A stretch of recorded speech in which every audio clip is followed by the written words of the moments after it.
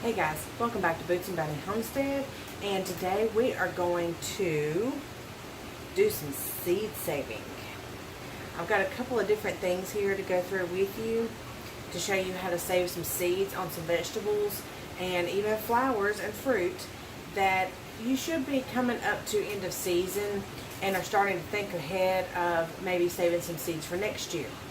This year has shown us where seeds can become very scarce and very hard to find, with so many people who have started the gardening journey and were ordering seeds. And a lot of us homesteaders that depended on that every year were just in lapse of getting our seeds sometimes because on some different things, since so many people were ordering, especially with a lot of the mainstay vegetables like the tomatoes and the peppers and the green beans and all that, and it was so scarce to find. So I want to show you a couple of different ways to save seeds, super easy, and you don't even have to do this any particular way. I just want to kind of give you some kind of guidance, because you can take a tomato, slice it in half, or take a slice out of a tomato, lay it down in dirt, and grow a tomato plant. As you've seen, that's what I did with one of my other ones that had started sprouting in the kitchen. So I mean, it's easy to get a plant from seeds, but to save it for next year is a little bit different. So the first one I want to go through with you would be Old Faithful. This would be an okra. Now, this is not a Clemson spineless, which is what most people are used to. This is called Emerald because this is what I planted this year. I couldn't get the Clemson spineless that I usually plant every year. But this one gets really long and skinny.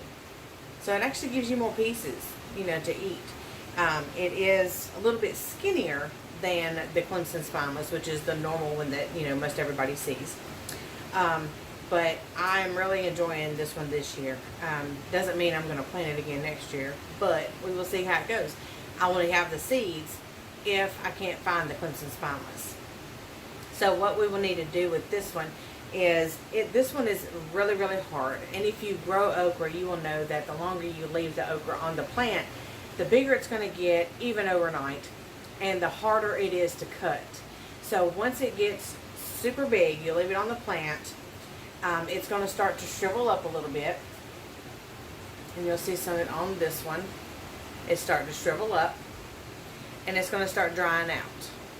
Some of them you can even shake and hear the seeds as they dry out.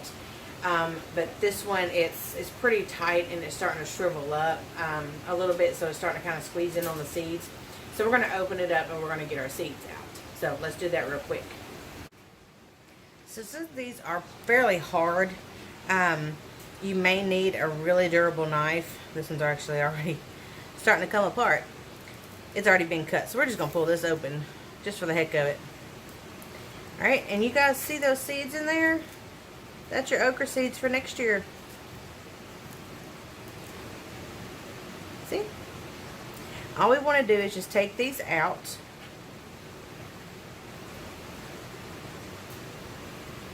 And then we've got to place these on a paper towel and let them dry. It could take up to 2 weeks depending on the moisture in your house. And of course the weather outside sometimes too affects it. And once they are dry, you can store them in a little, little baggie, or any kind of glass container or anything like that that's not going to let the moisture in. Because you've got to keep these dry, and you need to have them out of reach of sunlight. So a lot of people keep them in drawers, or I have mine in ice cream buckets. Just keep all your little bags and stuff in a place where it's going to stay dry and it stays out of the way of the sunlight. And that's it, guys. This is your crop for next year. Just got to let them dry, and then they're going to shrivel up some, and you can plant them next year or the year after that. The longer you wait to plant them after the first year, the lesser the rate of the germination from year to year. So you can save as many seeds as you want. You see I've got several here that I'm actually going to save the seeds out of. But you can use these year after year. Just cut them open and hop to it.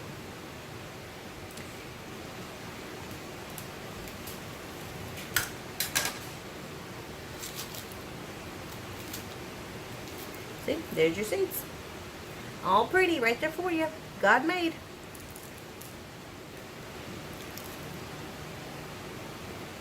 All right, let's move on to the next one here. So a little bit about seed saving and how you go about getting some seeds. God made every plant to be able to reproduce.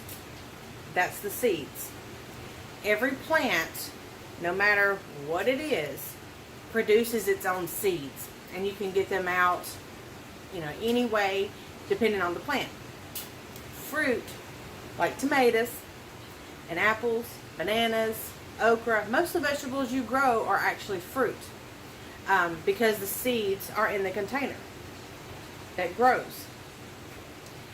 And these have to mature first before you can remove the seeds and save them for next year. And that's what I'm going to get to next with the next vegetable that we call a vegetable. It's actually a fruit. But in the wild, and before we came along and started planting gardens and all that, God made it to where everything reproduces. Like I said, some produce their own seeds in the pods or in the fruit.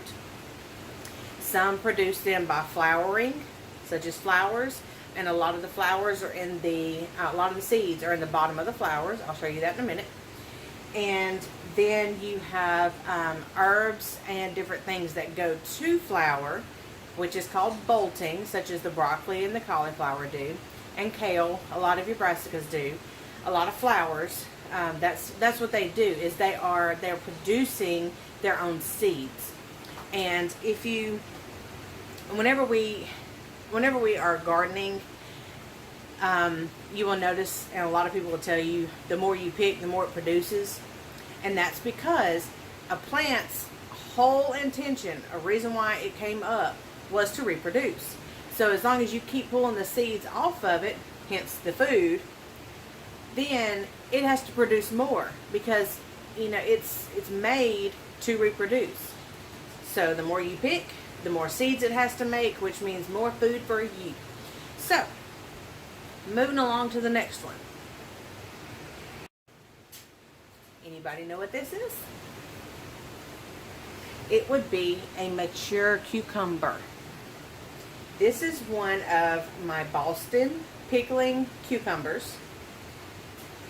This is not really edible at this point. It has matured, and that way I can save the seeds from this. Okay? So let's open it up and see what she gives us. Alright, here we go again.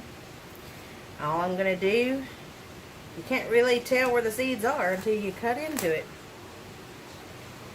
Alright, now, let me explain a little bit to you about this.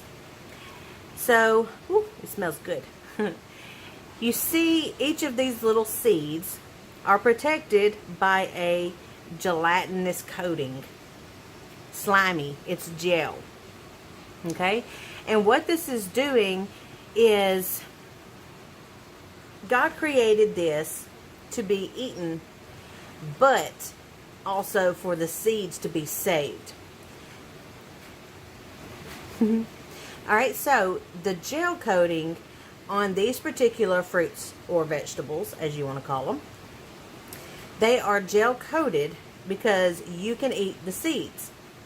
And they are digested in the animal system or in your system, as if the seeds do not get eaten, like crunched on, chewed up, they will process through your digestive system, and this gel coating that it has on there, it keeps the acid in your stomach and your intestines from breaking the seed down.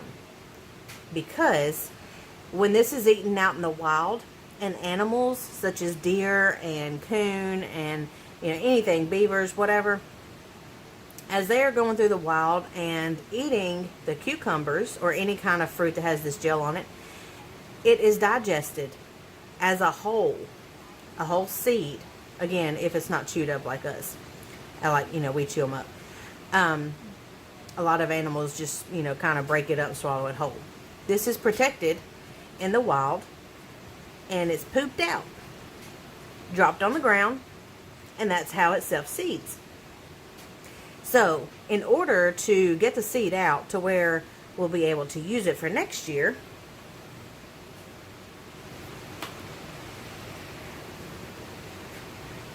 we're going to need a spoon. And we'll take, just like a cantaloupe or watermelon, you'll take it and run it down through here and pop those seeds out.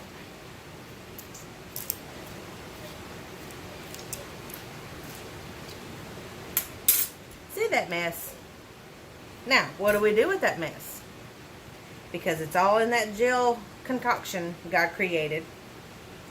So, what we have to do with this type of seed is we have to go through a process called fermentation. Now, I have taken the liberty of going ahead and getting one started.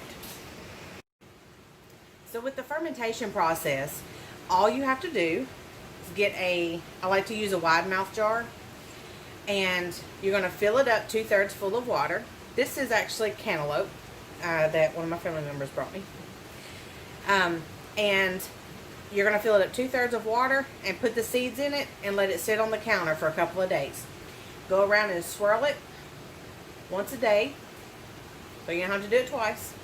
Put them in there, stir them up, and then let it sit. Usually like beside your sink or something like that, something that you visit frequently, so you'll remember to do it.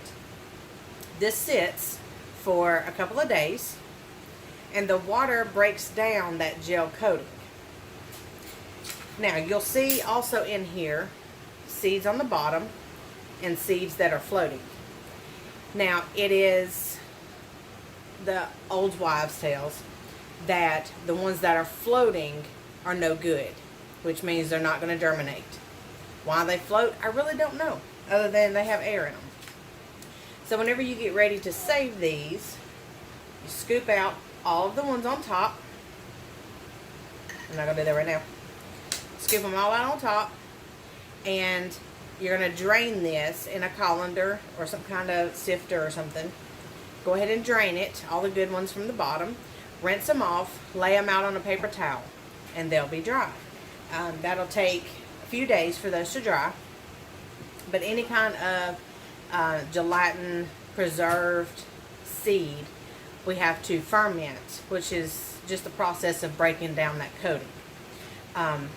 Wash them off and store them on a paper towel. Alright, so let's go to the next one. Alright, so our last one that I have to show right now is going to be a flower. This is just a marigold flower, but this will work with any flower. So this has to dry. We went outside and picked it and let it dry. The seeds are down here. So once it says dried out, you're going to wiggle, wiggle, wiggle, kind of pull the bottom and pull the top out. And there's your seeds. See if we can get it focused.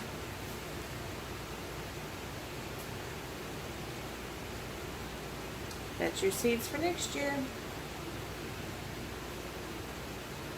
Just leave these out on a paper towel and let them dry as well. They'll get a little bit darker than this.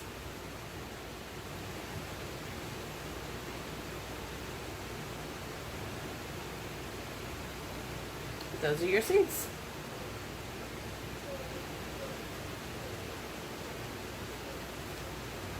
Alright, so you've gotten a few ways to be able to save your seeds.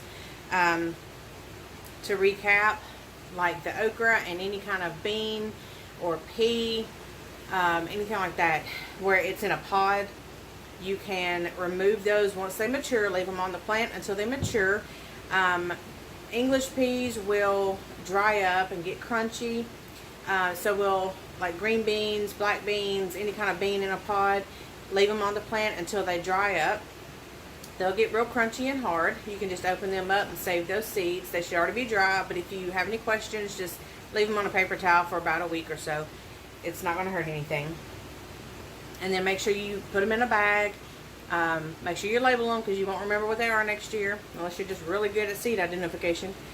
And then we also have the gelatinous coated seeds, which is like cantaloupe, your cucumbers, some squash, stuff like that. Let them sit on the counter for a couple of days and then drain them out, rinse them off, lay them on a paper towel to dry. And then you have your seeds that are from flowers. Tomatoes will fall into the gel coated seeds. Your squashes, like I said, you may have to ferment those. Sometimes you can just rinse them off real well. I know like spaghetti squash, you can, and like pumpkins, you can just rinse them off really well with a colander and lay them out on a paper towel. So that's about it. That's all of the examples I have to show. That's all the examples I have to show you guys right now. And with your herbs and your brassicas, which is your green leafy vegetables, they will flower and bolt. You'll have to cut those seeds off and then let them dry, and then you can extract them like we do the flowers. I do have a chili pepper here, which you can open that up and the seeds will be inside. You just let those dry and bag those too. So seed saving is easy. Anytime you run into a whole seed, and it could actually be in the food in the restaurant if you want to trust it well enough to get the seed, you can save that and let it dry out. I know I have heard of examples of people where they would actually save the seeds out of their food or their salads or something like that if they like that vegetable, and they would actually dry those and plant those, and they would come up fine. It's not hard. It's trial and error, depending on the germination rate for them to sprout. So have fun experimenting, and if you have any questions, just let me know. But for the most part, you just got to make sure they are completely dry whenever you store them, because if there's any moisture left in there, they will mold or mildew in the bag, and then they won't be any good. So just make sure, number one, that they are absolutely dry when you go to store them. Make sure they are in a dry, cool, dark area. You can put them in, like I said, I've got mine in an ice cream bucket. I've just got on the shelf. You can store them in cabinets or whatever you want to, just as long as it's dark and there's no moisture. I hope you guys go out and save you some seeds for next year, or even the next year after that. You can use seeds for as long as they'll be viable to germinate. So go out and explore and have fun and be adventurous, and may God make your garden as bountiful as He has ours. Till next time, guys. Bye.